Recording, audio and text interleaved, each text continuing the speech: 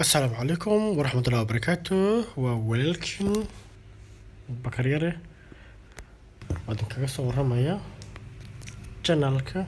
Somali App Channel fadlan haddii aad ku cusub tahay subscribe iyo like saar halkaad u jeedaan klibka aad daawanaysaan waa roob socdo xilli habeen ah waana Muqdisho Soomaaliya qofkaad u jeedaan wuxuu sameynayaa laamiga ayaa wixii qashin ah gurigiisa intuu ka soo xaabiyay ayuu ku xoreeyaa laamiga sad arkaysaan fadlan haddii aad aragto qof sidaas yeelaysa la hadal kana celi waayo laamigu waxaa weeye wax bulshada dhan ka wada dhexeeya haddii aadan qabanin